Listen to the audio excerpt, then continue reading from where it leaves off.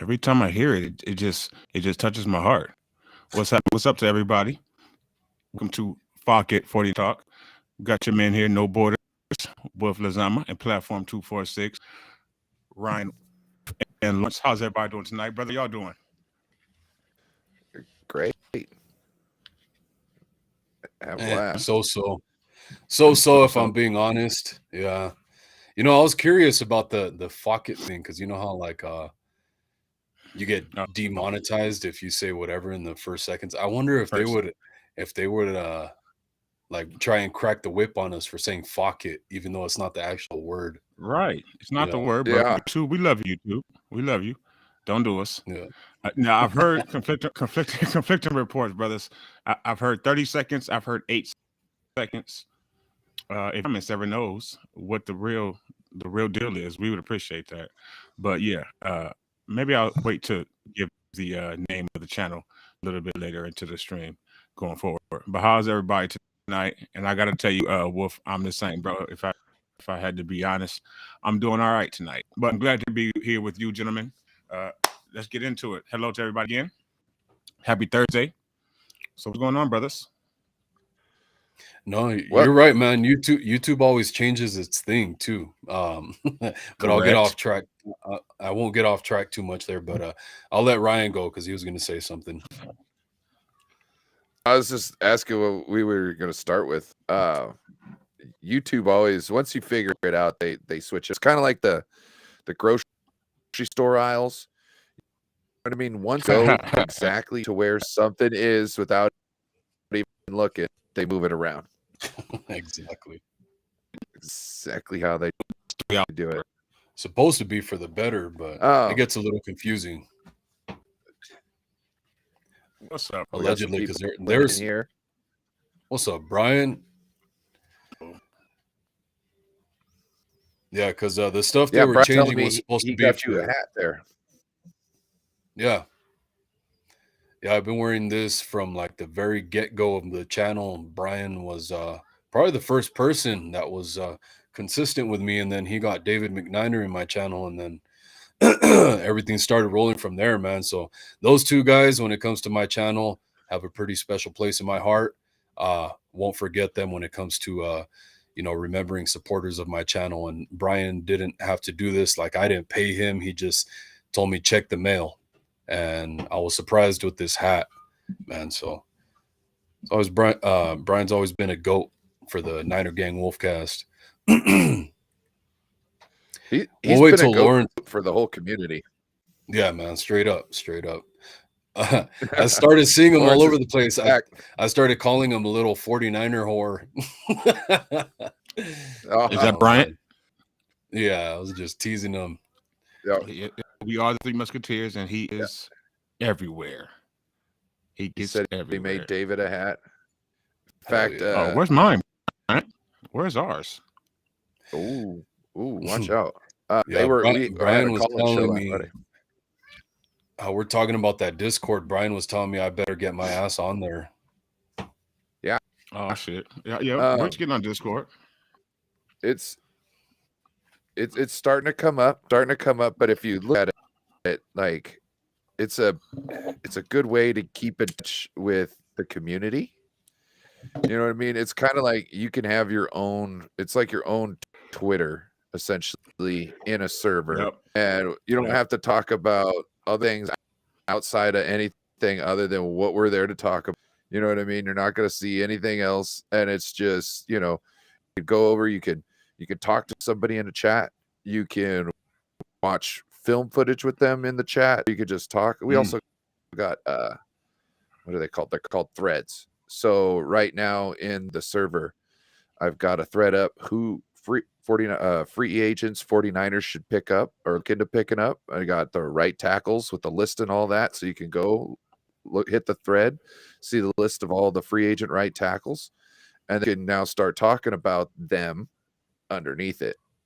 You know what I mean? It's lots of cool things. I think if we get the community over there, we can, not only talk with them, but we can help us make better content because we'll know exactly what they want to talk about because we've been in the chat with them talking about it all day. You You know what I mean?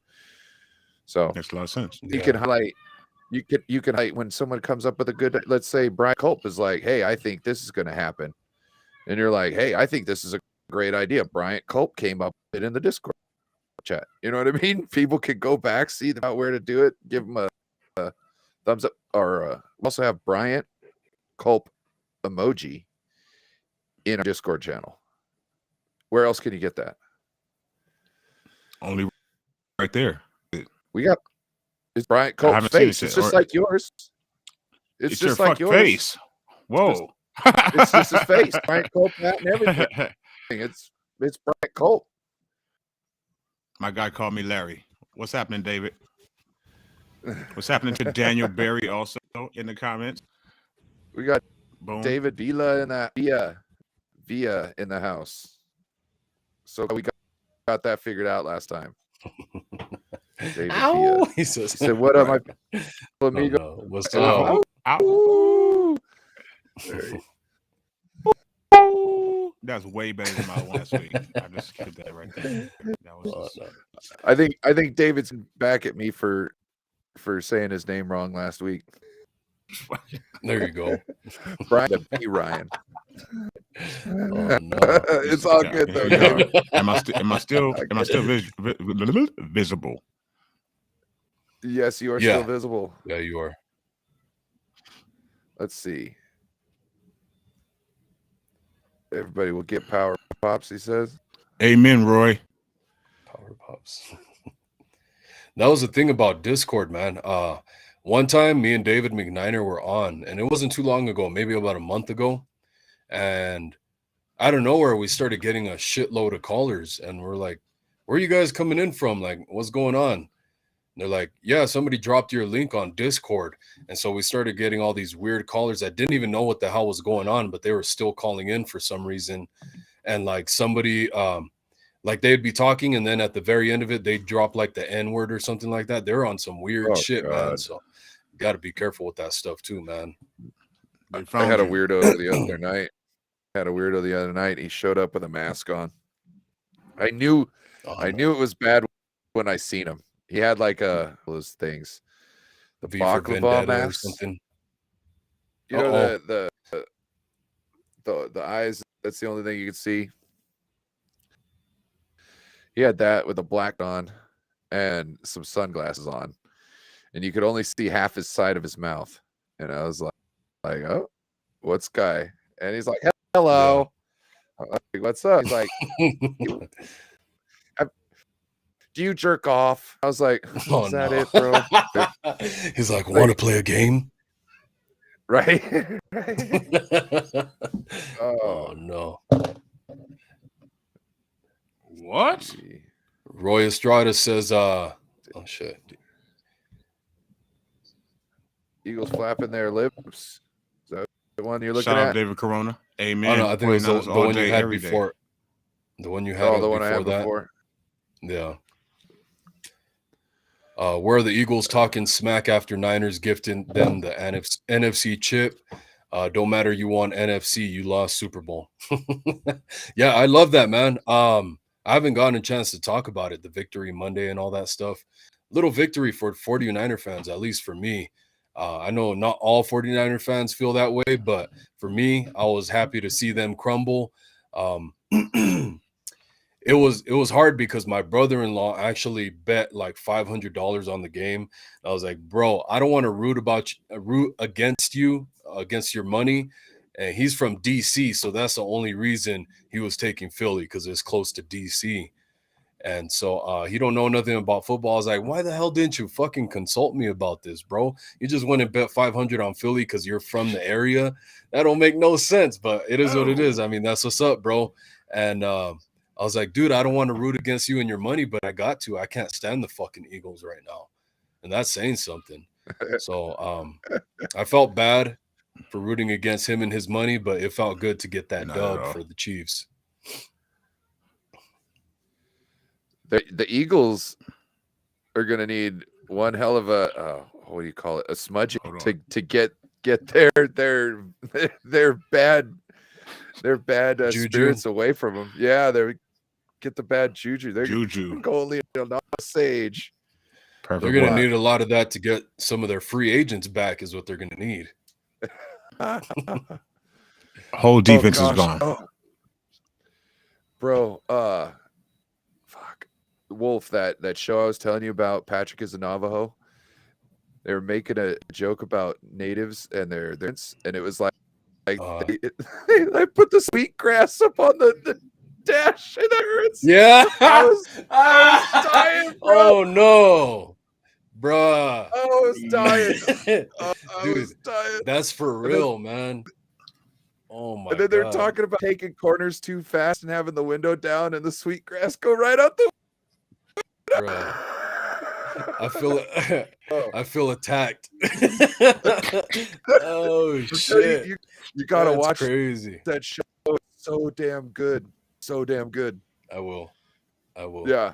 Sorry, Larry. Go ahead, man. Yeah. That was a funny ass joke. No, I'm just listening, my man. I want to see. I want to be able to do the same. Drive with some sugar. You said sugar grass. What did you say? Sweet grass. It's like sweet a long grass, my sugar grass. Yeah, long grass that we braid up, and when you burn it, it smells real sweet. It's cool. Yeah. So it's like a freshener, or is it like a? What's the purpose of it? Tell me that. So like, I don't know if you ever heard of like smudging with like sage and stuff like that. Mm-hmm.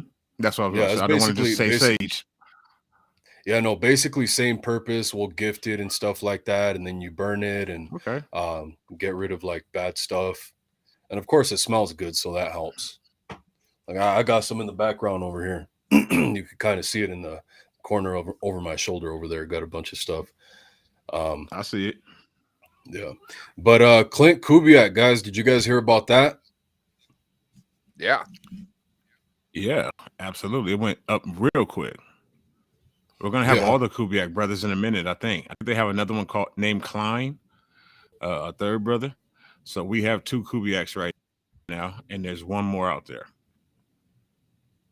Yeah, man, it's pretty cool, pretty promising, man. And of course, all the right people are excited about it as well, too, man. So that further gives me confidence in him being here, man. I still got to go and do some homework about him, but I heard about it kind of at the last second before we went on. Because I was doing some other stuff. But Ryan, do you have any thoughts on it? Do you know any backstory on all of it? No, not necessarily. But the way I see this is a Kubiak, and they're very professional. I mean, they might not just be a head coach here and there all the time. You know what I mean? But some of these guys, they could coordinator positions and all that. So I think this is kind of like a plug and play of a hire, right? I don't know if he's bringing anything ordinary outside of the box to the team, but I think that he already knows exactly what Kyle's looking for. Just be a mention of Kyle and the scheme, plug and play. And this is also a great thing for him because next in line, like almost next in line for head coaching position, like he's probably like 2 spots away. It'll probably be the guy they just promoted for offensive coordinator. Who was that? Which coach? That was going to be the question I was going to ask you. Who was that? Was it the wide receivers coach or was it the tight ends coach? Didn't we just the tight ends coach? You got it. Okay, so we just promoted him. So I think that the passing game coordinator is probably going to be the second person in line to get a coaching position on the offensive side. Yeah, so Bobby Slowick out, and then Clint Kubiak is going to be in to help fill that void, man. Yeah, that's real cool, man. He's like a pass game coordinator or the offensive coordinator for the Broncos, or was, I should say. Clint Kubiak. Yes. Yes. So these guys, they're versed, man. Like you said, they're well versed in the NFL. So I'm looking forward to it, man. The 49ers, we lose crucial pieces, but just again, man, Kyle Shanahan showing his networking abilities as well as John Lynch and getting the right guys in here, man. And I can't wait to see like what kind of effect it has on the 49ers this upcoming season. But like I said, I want to do some more homework on Clint Kubiak as well. I think I'm in the real coach that I'm worried about is Brian Greasy. It's really the one coach I'm worried about. Like, as far as defensive wise, I think we're good. You know what I mean? We've got Steve Wilkes to figure out somebody to be on his staff. The only thing I could really help would be defensive backs, but that's his specialty, so we're covered there. Kyle can run this whole offense. You know what I mean? If he needs to be a position coach and do all that, he can.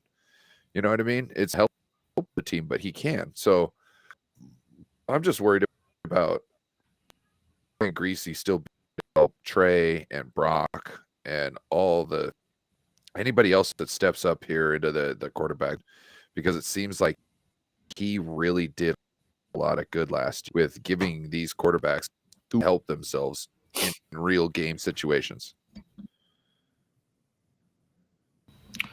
Do you think Greasy, I'm assuming that he has another good season with the two quarterbacks, or hopefully one consistent quarterback? You think he's in line for a head coaching position next season then? Is that what you're saying? No. He's got to move in. Or he'll go somewhere else? I think he's got to move into coordinator to go to head coach. He could go to head coach. I think he's here for a while then. He could go to head coach, because think about it. It's kind of nice, because then have your offensive coordinator do offensive coordinator stuff, your defensive coordinator do defensive coordinator stuff, and your head quarterback whisperer. You know what I mean? That's a good thing. Like ours. But you know what I'm saying? Like, if head coach is going to, got time off, he can spend it with the quarterbacks while the offensive coordinators need deep in offensive coordinating, and the defensive coordinators need to coordinate defensive coordinating. So, yeah, it could thing. I just don't see that the way the league is going. They're not hiring that way. Yeah, not this year. Not for Brian Greasy, man. He's never even coached up until this point. Was just being the quarterback coach was his first time, man. So he's got to work his way through the ranks, but he's got a good foundation off this his first year of being a quarterback coach. Now, I do feel good that, he's kind of already gotten Brock Purdy and Trey Lance up to speed. I think Brian Greasy's going to stay here this year and then maybe move on next year if he's not promoted within this organization. Then at least by that time, Trey Lance and Brock Purdy will know what we have in those two guys. I think they'll be basically in their prime at some extent, I think, man, because Brock Purdy is still young, man, but from what he's shown this past year, and he has another year of development and gets some more playing time, man. Both of these quarterbacks, I'm excited to see what they can do. And if we bring in a rookie, I'm curious to see how he does under Brian Greasy as well, man, especially in the preseason. But like I said, I think Brian Greasy's still got a lot to prove as a coach, and then he'll move up in the ranks. I don't think he's getting a head coaching job anytime soon. Probably be a few years. So you were asking whether or not he was gonna... No, go ahead, Ryan. Well, okay, you were asking whether he was going to leave to be a coordinator somewhere, right? Brian Greasy, possibly. If like you said, if he doesn't get promoted within here, because Kyle's the OC, right? So he may leave and go get a coordinator job. Maybe. The other thing, why you guys are talking, I thought maybe a route could be you could get like a assistant head coach position, like the assistant head coach and the quarterback coach. That might be to where he's worrying about when he's out, it's fourth down, going for it on fourth, in charge of those type of plays. Then somebody could be like, oh, so you're behind this call and you're behind this call. We need offensive coordinator and defensive coordinator. You need to figure out how you want to run your offense, but you can run the upper management stuff like an actual head coach from back in the day. Well, that's the thing. That's why I'm saying it, man. Like, it just doesn't make any sense to me. This is his first time coaching ever, and it's a quarterback coach. It's nothing schematically. So, playing quarterback previously, his professional career would definitely help him with stuff like that if he did become an assistant coach and when. But I think he just has to move through the ranks still, man. Like pass game coordinator, then OC, and then assistant coach, and then head coach. Something like that along the lines, in my opinion. I agree. Usually you What don't go from you think about some incoming person to head coach. Go ahead, Ryan. what do you think about David McNiner's question here? He thinks that Kyle needs to let the OC call the plays and just stop being a head coach. Like, do you think Kyle can call draw up the plays? Obviously you can explain to somebody, hey, this is what the scheme is down and this down. If they do this, we do this. You know what I mean? That's what I want you to do. Do you think Kyle would ever?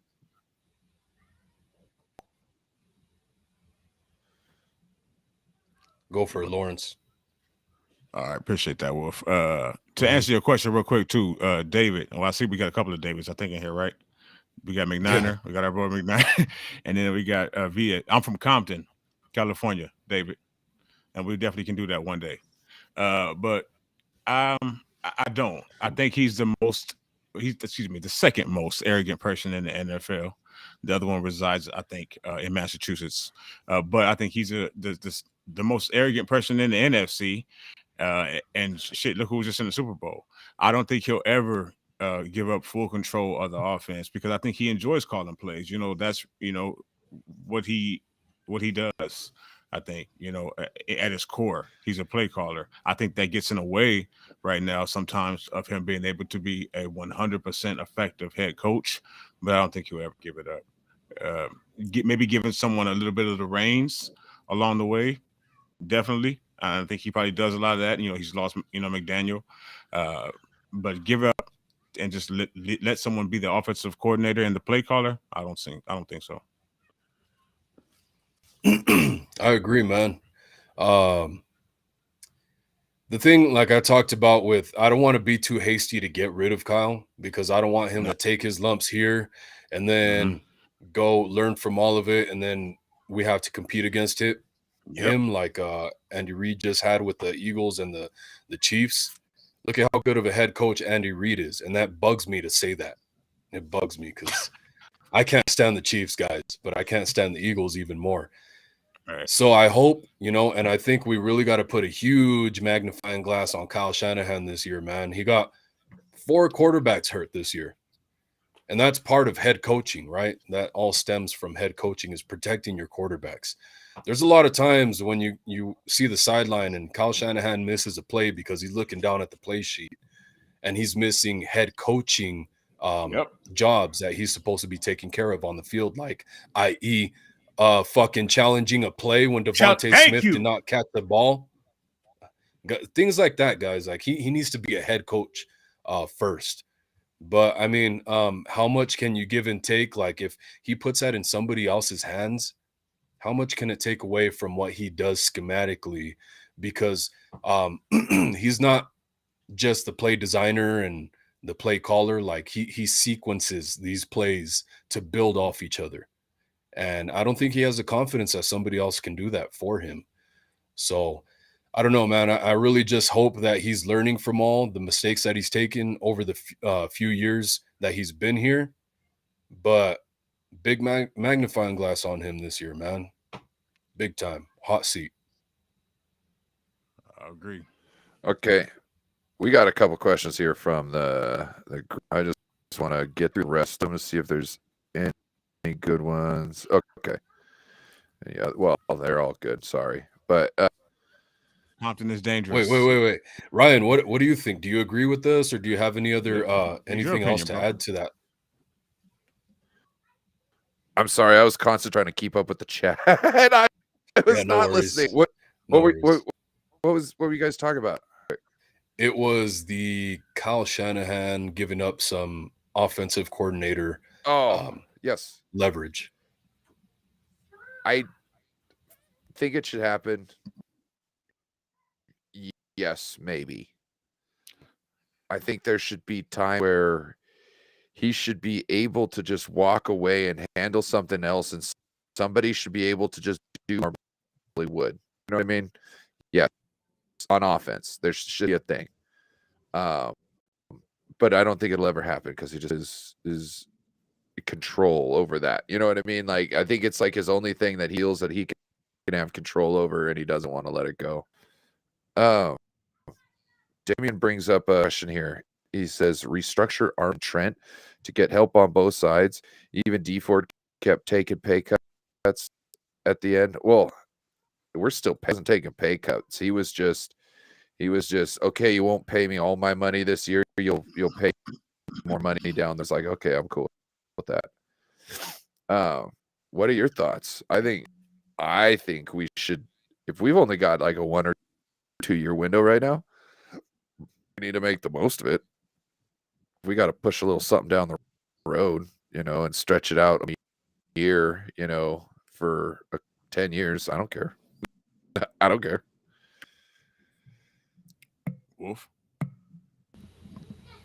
Yeah, I actually saw something about this particular conversation today, man. And for me, Armstead, you got to do it. I feel with Trent, it's tough because he might be one and done this year. This might be his last one. So I would like to push a little bit off into the next couple of years to pay him like we did with D Ford, like how you said.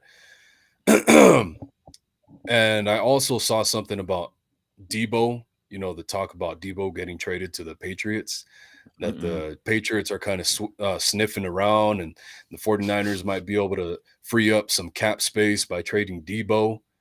And I guess that wouldn't work because Debo's supposed to take a $28 million cap hit this year if he gets traded.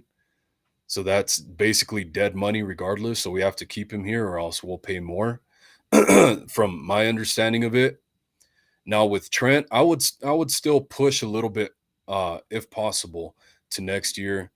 I think that would kind of give him insurance as well as kind of open things up so we could bring guys in to help this team build on what we did this year and all the people we might be losing. Who else? That's Armstead. Yeah, man. I would trade him. I would trade his ass if I could. I don't think we can trade him. That's the thing. That's why I think everybody's talking about restructure, kick it down the road. So at least if we got to have him on the team, it's not so much of a big dent each year, and then we can go and get somebody like Payne, to help Bosa out, Barrick out. You know what I mean? I think it's good. I think we should get Payne, restructure Eric Armstead, get Payne. We draft an edge. We got Drake Jackson who should be coming in, getting here, and we got another guy. Another guy too should be a stud. What's his name?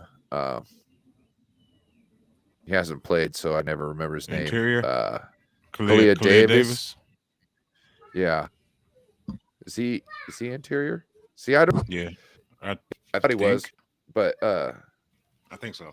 But also with Trent, yeah, let's do Trent. Let's maybe try to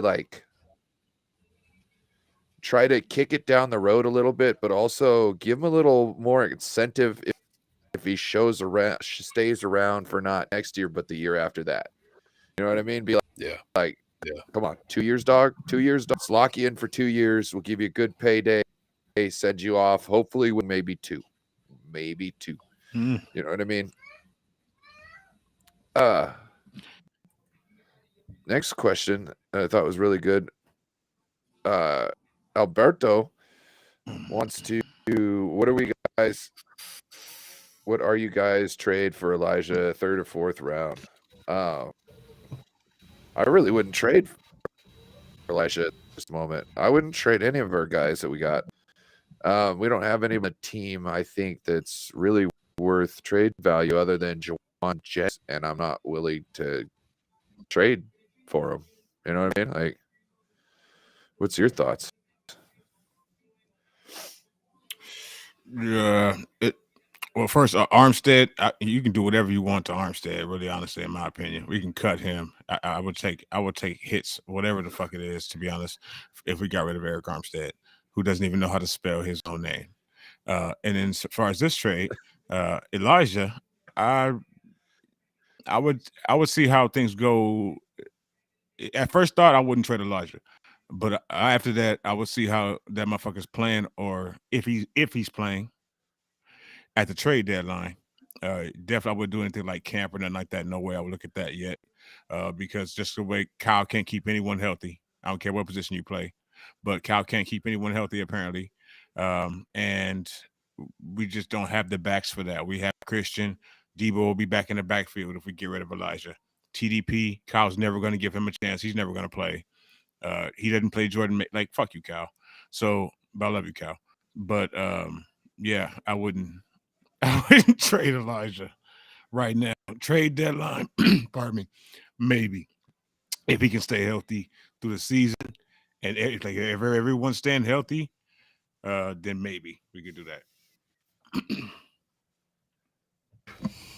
Man, if you could get something good for him, yes, but I don't think you can, man.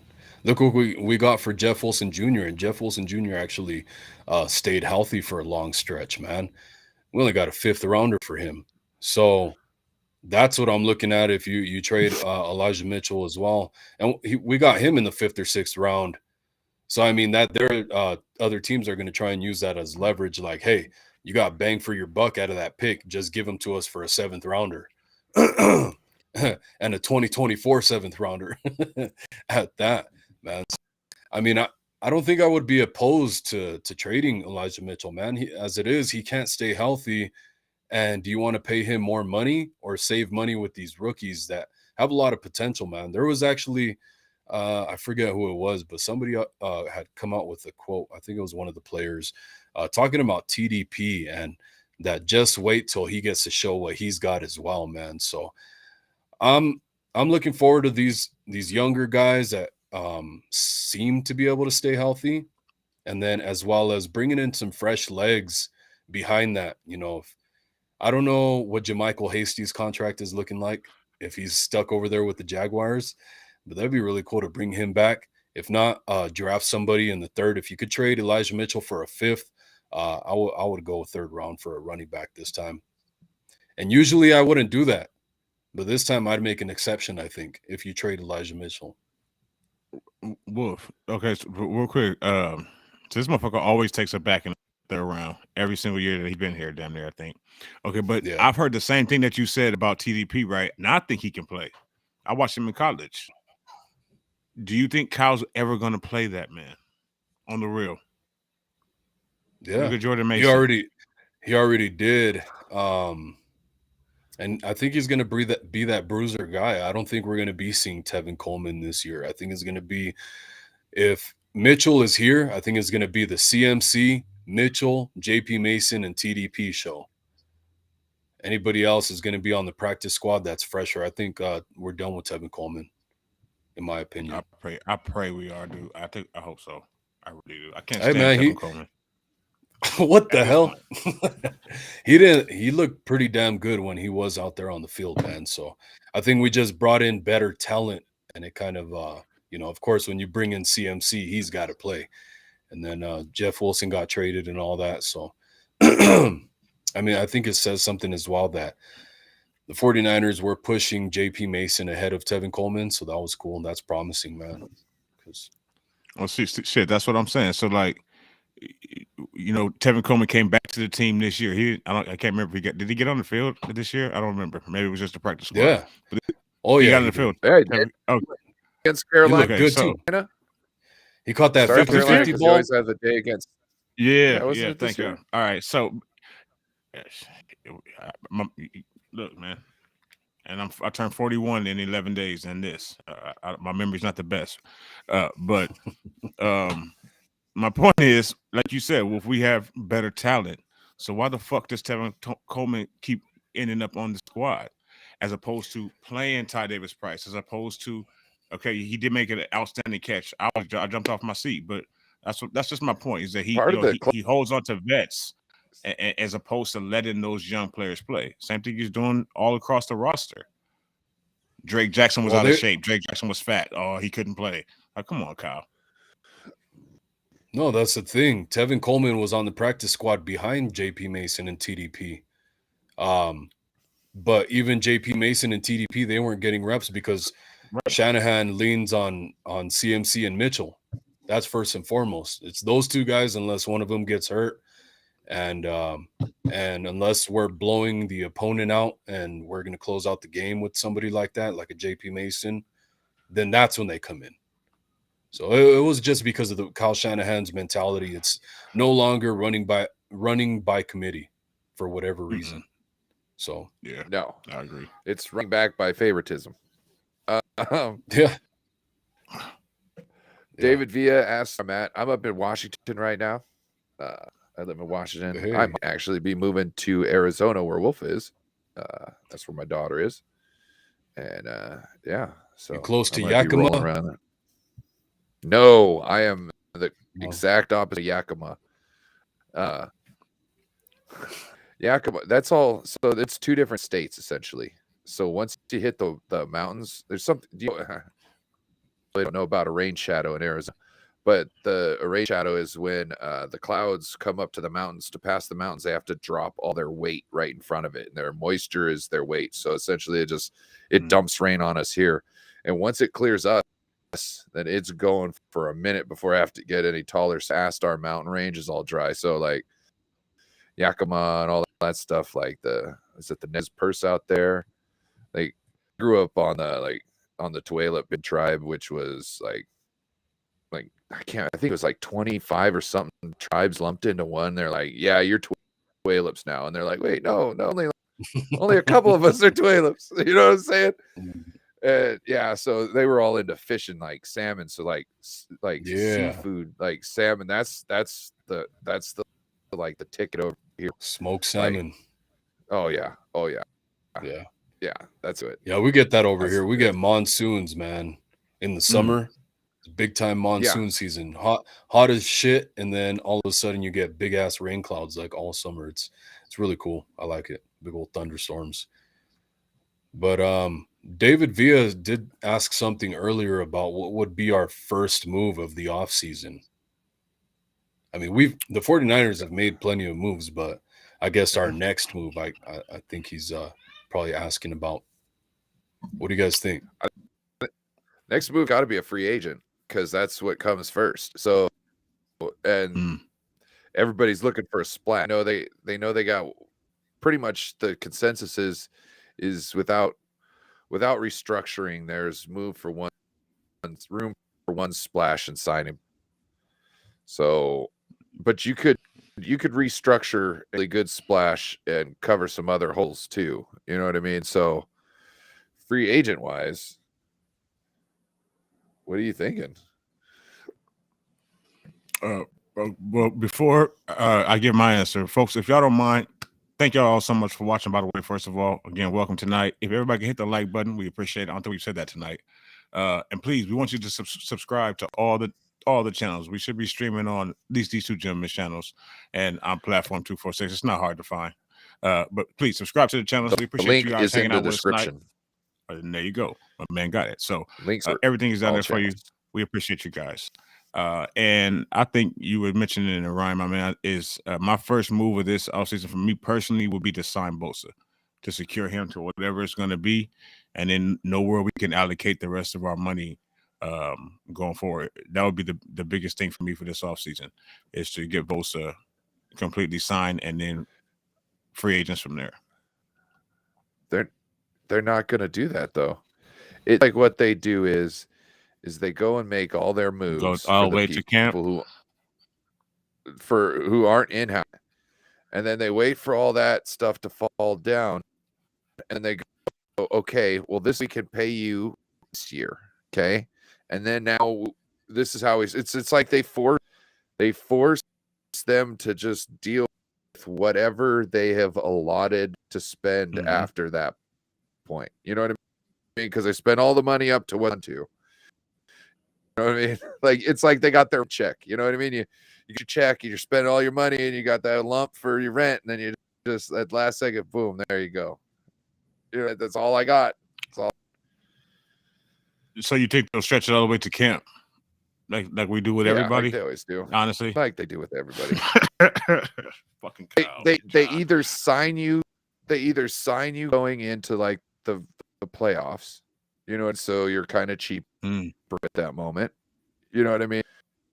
Because you haven't proven essentially everything you've proven all year long.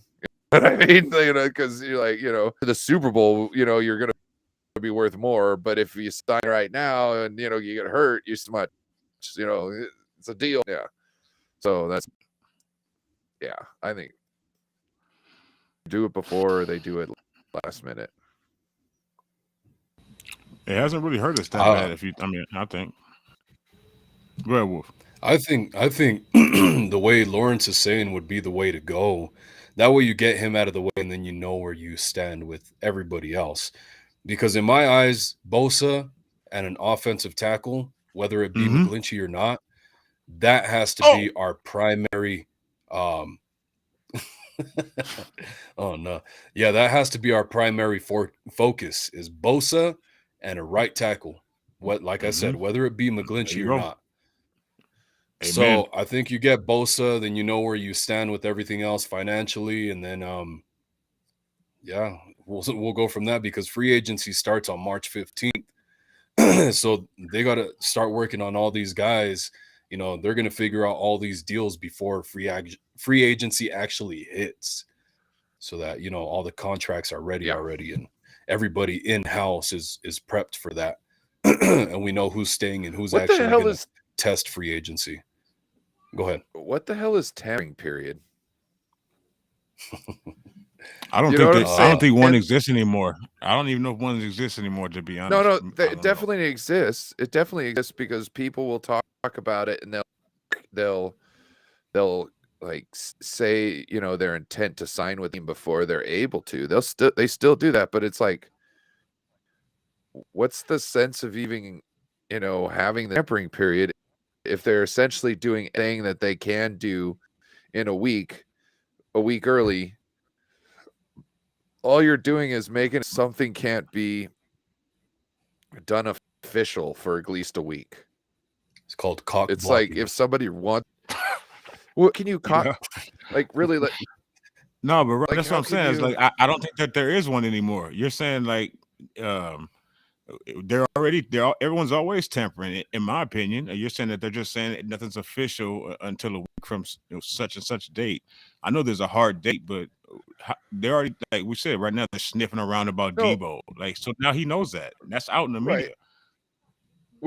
Which that's I tampering. Want to talk on that too. You know, that's tampering to me. Like, why is that even out? If it's true or not or whatever, you know what I'm saying? So let's get on that real quick.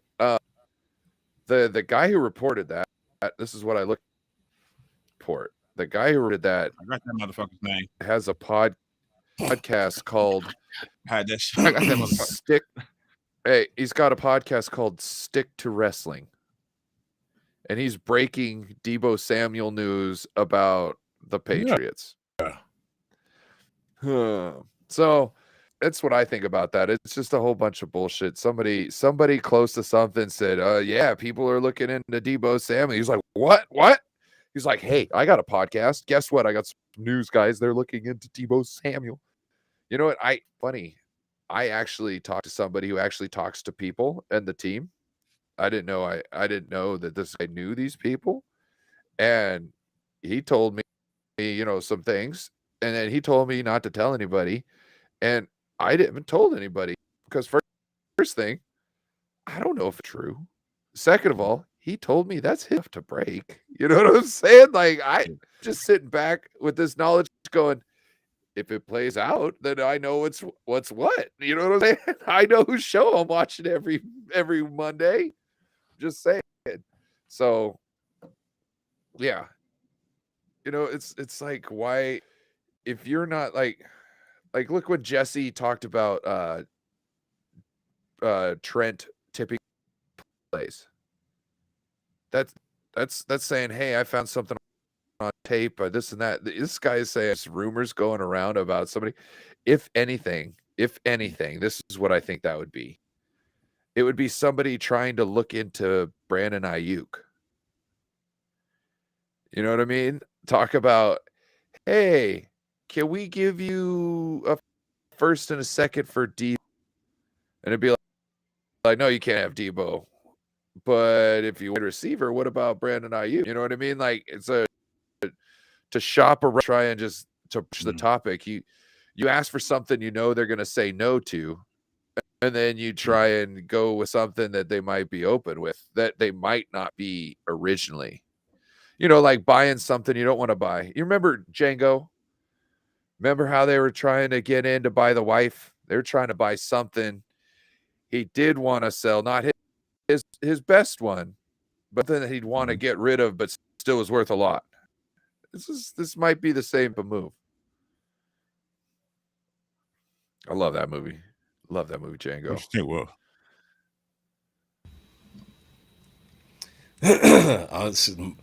Once he starts mentioning stuff like that with Brandon Ayuk and everything like that, then I start flirting with the ideas and wondering, if you did have to trade one of these guys, who would it be?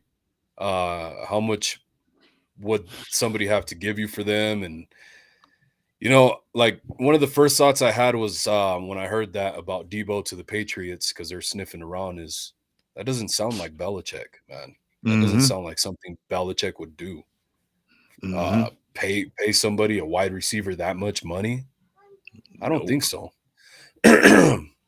So, I mean, it is what it is. You know, I think about it. I do my due diligence and, you know, just kind of thinking about it and playing out the scenarios. But that's my initial thought, is it's bullshit.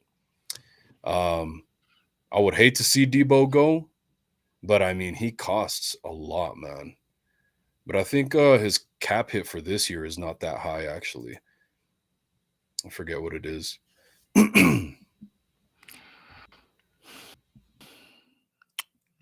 I would prefer if Debo was traded over Brandon at this point, because we would probably get more for Debo, and we don't know. You know, Brandon's going to be making less than him, even when he gets his contract. I think that's a given. I just think it would be a more beneficial trade if we traded Debo, and I would really miss that motherfucker. But I just think it would be a more beneficial trade to the team if we had to pick over the two. Well, so Debo, I was going to say 8 million. I wanted to go and double check pretty much exactly what it was. So Debo's cap hit this year is only 8.6 million. So I think if you trade him, try and wait till next year. Next year. See what next year. See what his production is like this year for 8.6. But I understand if the Patriots want him, why they would want him. You know, a good check down option, quick slant option for Mac Jones, a young quarterback. But for 8.6, I'd rather keep him. But that's the thing about the trade, you know, the leverage. If he does get traded, I guess he's going to hit the cap for like 28 million this year. So it's like it's more incentive to keep him regardless. Yeah. I think Brandon Ayuk will actually be more valuable throughout the whole league than Debo. Yeah. Just because Brandon Ayuk's more of a number one wide receiver. You know what I mean? But to certain teams that know how to use a Debo Samuel, he would be the best option hands down. Like in Miami. You know what I mean? McDaniel knows how to use a Debo. You know what I mean? Would pick Debo hands down over Ayuk because he's already got an Ayuk in Tyreek Hill and Watt. You know what I mean? So there's no sense, no need to have three of them. I'd rather have 2 and 1. You know, so it's I don't want to see either one of them go. I like having the difference in them. Yeah, because also they can play they can act as the same, which really then throws you off. Because if Debo's being regular wide receiver thing, you're like, okay, what's the gimmick here? If Debo's being a regular wide receiver now, there's got to be some other gimmick going on the other field, around the field. Someone's looking for it, Yeah, and we that got to might keep. open. Yeah, Ayuk, man, true number one wide receiver, and he actually stays healthy. He's really good at route running, so we need somebody like that. You guys, you guys are right. I love it. It's a 1-2 punch, man. But you definitely, if you're gonna trade Debo, I think it would have to be to somebody like the Patriots. Nobody like Miami, Mike McDaniels or Andy Reid. You can't let him fall to those guys. No. Yeah. Watch this. He's an excellent route runner. Please run your finger to the like button and to the subscribe button for all 3 channels. Debo them. Look at that. Tell me that was a fly. No, That would fly. Thank David you. Villa wanted to do a shout out here. I think this is something really nice to say. Amigos, always Thank love you. talking football, my Niners, but a real let's talk. Also pray about all the people suffering around the world, especially in Turkey. Life is always bigger than football. Those poor people in Turkey had enough, and they need to get back to normal and bury their loved ones. They have lost a lot, and I feel so bad for that. And it was like, I think I was watching things. There was people trying to steal people out, and then the aftershock came and got them too. You know what I mean? Just sad, horrible stuff. Even the heroes got. So, shout out to them. Keep them in your thoughts tonight. On that note, Brian Cope's got a question for us. A great transition, huh? Lawrence, honest question. How confident do you think the Niners will draft a running back in the third this draft? I know we kind of touched. I just wanted to make sure we got him his full question answered. Well, I don't Brian, think it's happening Brian, I want to know what you think, man. So give us your thoughts. Like for me, like I said, if Mitchell gets traded, which I don't see happening, but if it does, then I think the 49ers feel it's okay to draft in the third round for a running back. But outside of that, they've got so much flack for doing that. And they've had guys that you can kind of say are busts coming out of the third round. So I don't think they want to go back and do that unless Mitchell gets traded and they get some capital, draft capital for that. I agree, Wolf. Exactly that same way. Unless we trade CMC. I mean, not CMC, excuse me. The other guy, Elijah. because we have CMC for 2 more years minimum under contract. He's ours. Clank, right? So why would we draft a running? Why would Cal do that? Other than he's Cal, draft a running back in the third round again. You know what I mean? That's like that's our first round draft pick, basically. Until I think we'll, by the way, about the draft, I think we'll move up into the second round, package some of the 11 picks that we have. We may get another one when James leaves, I think. Excuse me. So I think we'll package some picks and go to the second round. But right now, our first round pick is in the third round. So if Kyle used that for a goddamn running back, I think that, like you said, he does apparently listen to more than it gets to him. So he knows how much flack he's got for drafting. It gets to him. We know it does from what happened with him and with Trey. We can talk about that. Mm-hmm. But yeah, it's gonna get to him again. You're gonna draft a running back in the third round, sir? So no, I think that's it's not likely unless, like you said, we somehow end up trading Elijah. Look, he better not. That's all I'm going to say is he better not. Second of all, I don't know why we're talking about trading Elijah Mitchell. Okay, never fumbled. All right, he might be a little injury prone. Doesn't matter. The guy doesn't fumble when he's in.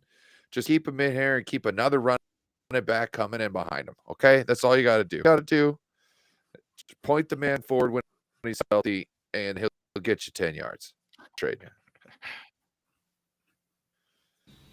Like you said, he never fumbles when he's in, but he doesn't have a whole lot of opportunity to be in though. This dude plays like a third of the season. So that's So why I'm not save him for the opposed. Like, playoffs. yeah, maybe. But who knows, man? He was our best running back last year, not this past one, but the one before 2021.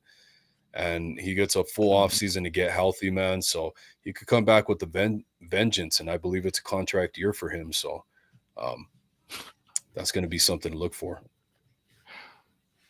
Big City said his carry he's got- on Madden is 99. You said you're right about the fumbling, y'all. He don't fumble. His carrying is 99 on Madden. That is true. Yeah, but his injury prone on Madden, that's 31. Hey, real quick, Big City man. 31. Big City man. If you play Madden, anybody in here, if you play Madden, let me know. And that way You we talking could to get him a right here, game Lo? link. Okay. And So my we could sons. get a game. Yeah, we got to get a game linked up, man, because Let's do it. I play online. Okay. And Yep. what pisses me off about Madden is so Deebo Samuel fumbled in the first game of the season against the Chicago Bears. I don't know if anybody remembers that. Madden had the fucking audacity to make Deebo Samuel in Madden. Like every time he gets the ball, this dude fumbles, man. It's ridiculous. Yep. You can't jet sweep. You can't do anything with this guy unless it's like an actual route. Then he might not fumble.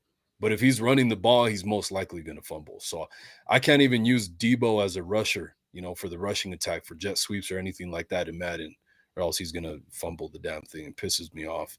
Makes no sense whatsoever. When the hell do you ever see Deebo fumbling? That was just, the first game of the season? That was about it. That was it. NFC Championship. NFC Championship. All right. Deebo? 2 and 4 years. Okay. Yeah. He did. He 2 and 4 sweep. Years. It was a sweep. Well, it was some kind of it was the triple reverse, the double reverse. And then he comes outside, and then as he's about to turn upfield. Yeah, that was after the quarterback was out. But I remembered it from watching something the day, and when you said it, that's why I said it all low, like I was disappointed in myself for knowing the answer.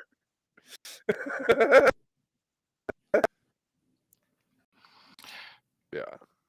Deebo in Madden is exactly what y'all said. You can run a route with that motherfucker. The first time I ever ran, when they first put him officially in the backfield so that you didn't have to just maneuver and do your little trickery and shit. When he was set to be a backfield player, my first rush with him, he fumbled. And I haven't done it since.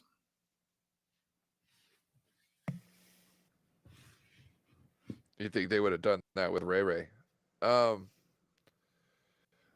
Let's move to the Trey Lance talk.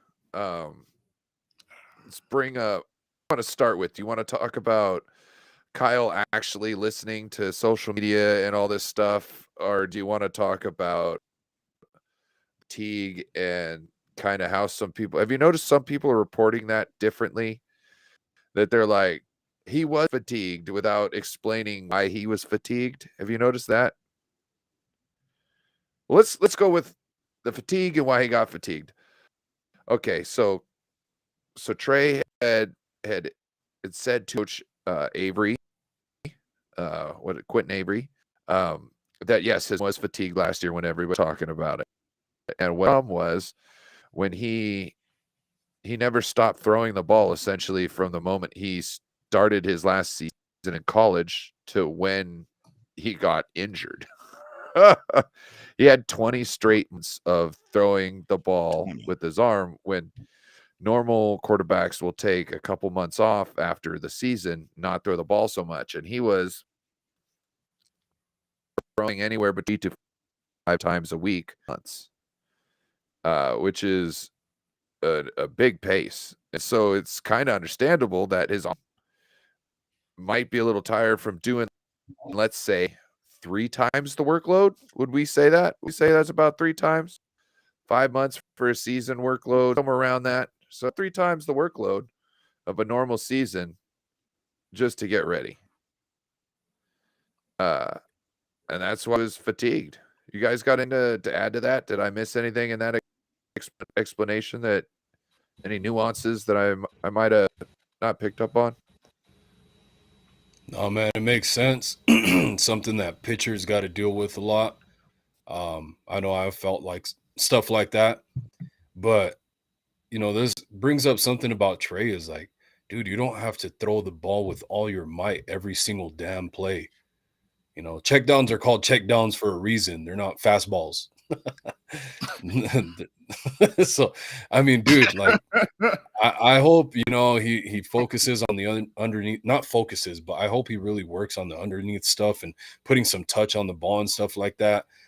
On the intermediate to deep passes, he's really good at that, even with touch. So just take a little bit off sometimes, man, and it's going to help your arm as well. So with some rest, hopefully that don't happen this season. I agree with you. It's just like you said, like a pitcher. It said that the most working to get in your arm is as a quarterback coming from college to the draft. That's going to be the most that your shit can possibly change, the most throws you're going to get. And he did that, trying to prove that he was going to be able to be a good quarterback coming from North Dakota State. So, and then, just continue to try to get the job shit here on this team. He did 20 months, like you said. And I think that, he was honest about it. He said that he hadn't gone through that much, practice at any point in his life before. He was doing it, we talked about maybe 3 days a week at minimum for that whole entire 20 months. So it was a lot of throwing. It led to arm fatigue. But just the thing that I brought out of it is if he came out and he had arm fatigue for all that time, imagine what he's going to look like this time around without it. And that's what I'm looking forward to seeing.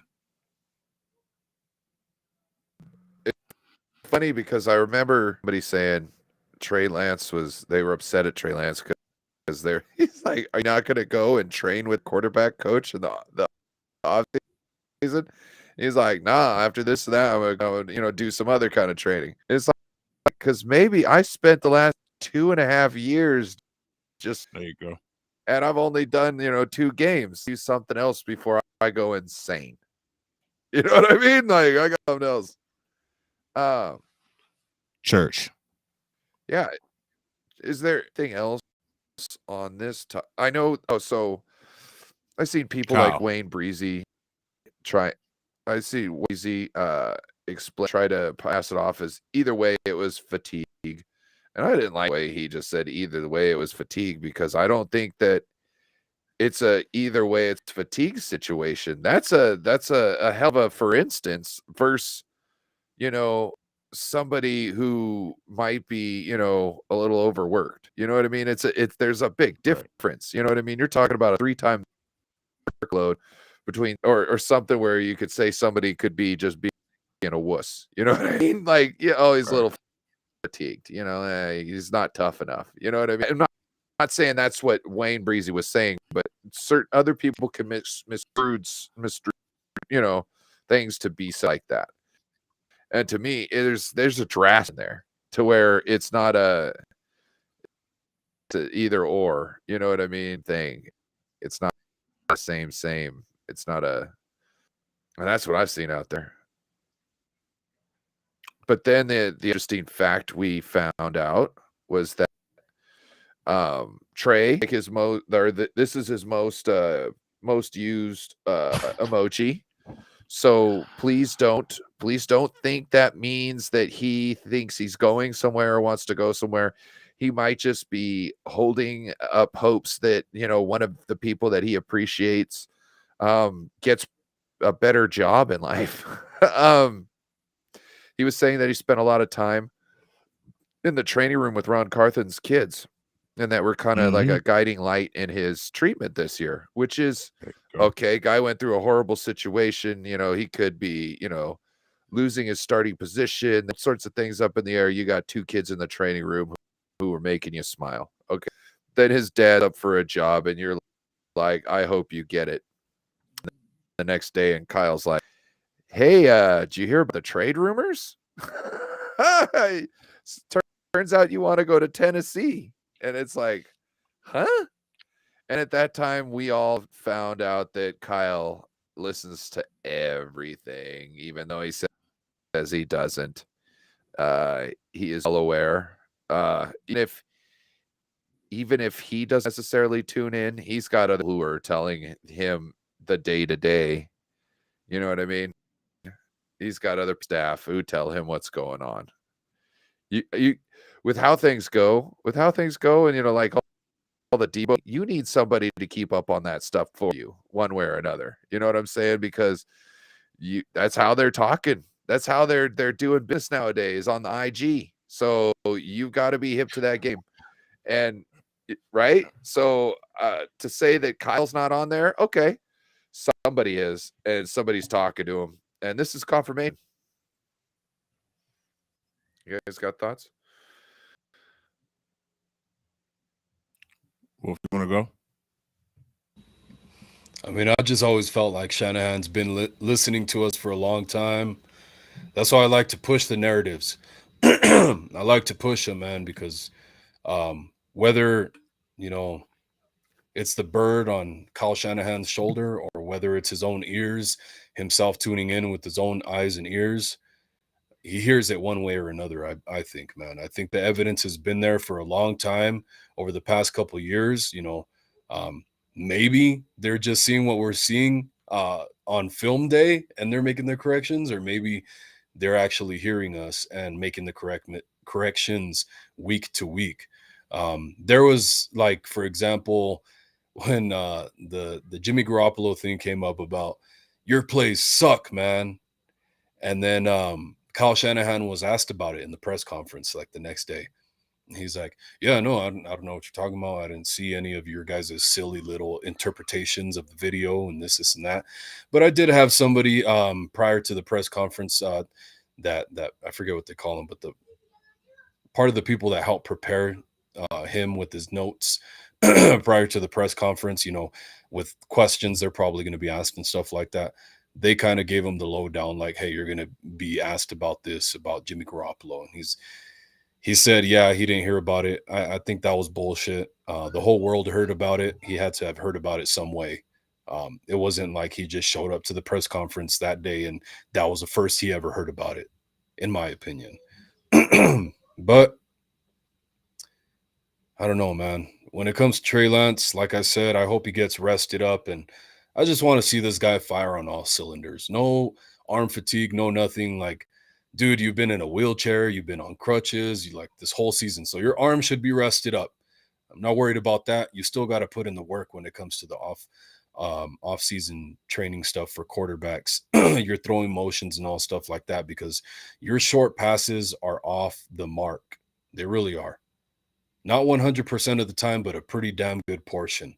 So go to Cabo, go to whatever the hell you got to do for a week or two, but get your ass back to work, bro, please, for your own sake.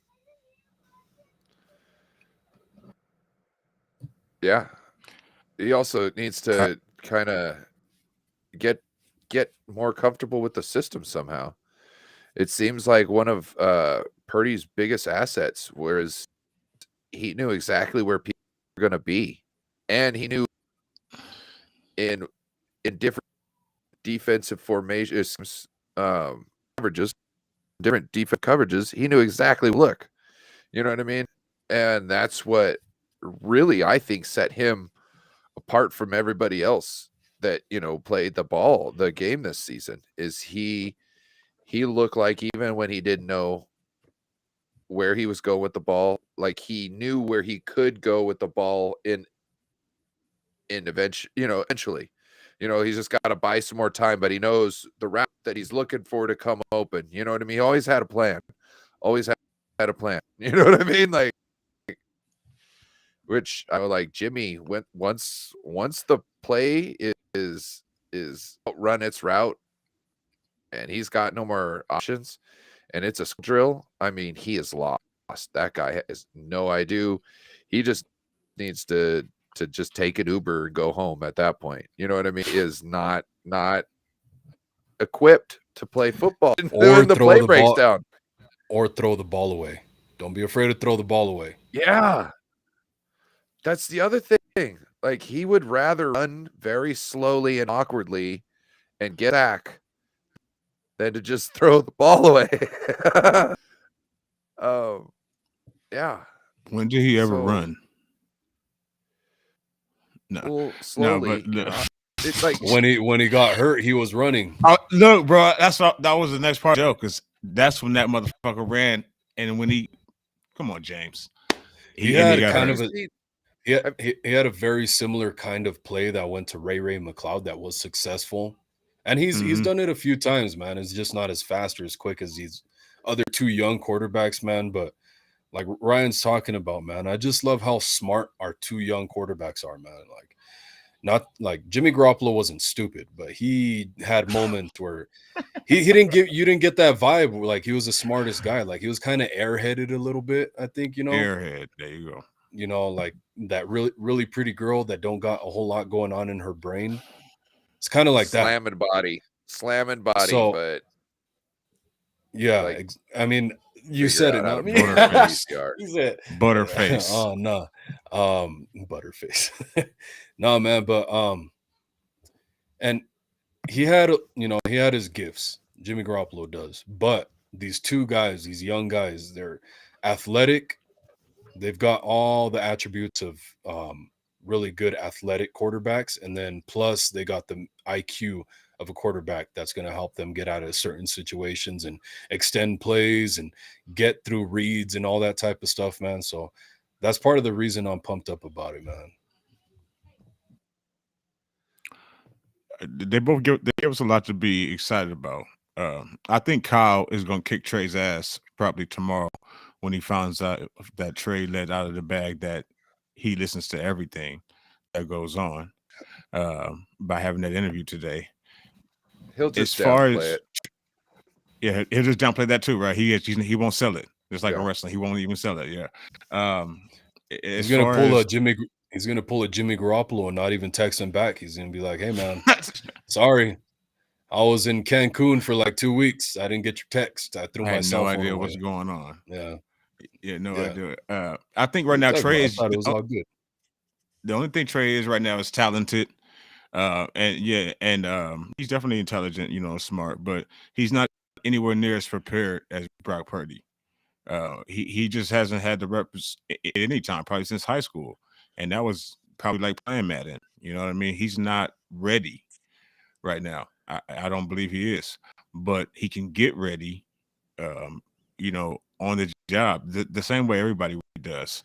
Unfortunately for him, it's going to be at the highest level. Brock Purdy got ready on the job. But no matter whether he was winning or losing in college, he played 48 games. Started 48 games. Started as a freshman, I believe, right, and all the way through college, a 4-year starter. So he's ready to play football. Trey Lance still is not ready to play football. That's why he's skitterish and he didn't know where the routes were going to be or what. And is that studying? I don't know either, too, because Brock Purdy came in a year after him, and he did know if he bought himself time where the route was going to be. So I don't know how that comes into how often you've played versus really how you process information or study information. But in any event, I think that he needs to just get ready by playing. Yeah. How else is he going to master it? So I used to be a plumber apprentice. One of the things I would do is do a dishwasher. The first thing I started doing was pulling out dishwashers, right? So you can tell me how you take out a dishwasher, but until I actually turn off the valve and actually get my channels locks on that the water line and start taking off the line, still gonna be new and never have done it before, and still in the beginning not gonna be good at it. I wasn't good at it for a couple months. You know what I'm saying? And once I figured out, now I got ADHD, so I figured out I got to have a plan every single do this. I got to do it the same way so I don't forget, and it makes me more efficient and makes me so I don't mess up, because when you're working with water, you forget to tighten something. You know what I mean? So my thing was always never anything without whatever I was working on fully tightened. Okay. that's what I found. And after a while, I was running lead. I was running lead on a dishwasher crew. We were doing 12 dishwashers a day. You know what I'm saying? 8-hour shift. You know, it was banging these things out. It was easy.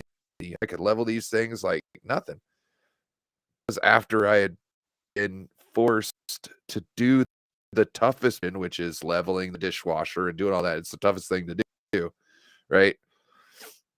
Of course, that's the only way I became a pro at it, is because I would do the toughest job in there the whole time, and I was always upset, kind of like, why do I got to do this job? I'm a guy over here who I'm rolling job way quicker than me. Why am I having to do this job? So I could learn how to do it, so I could get good at doing it. You know what I mean? That's the way he's going to learn, by just doing it. And not just any playing time, man. Like David McNiner says, he has to get playing time as a quarterback, not a running back. Yeah. That's 100%, man. So not just any playing time, man. This dude needs quarterback reps. Amen.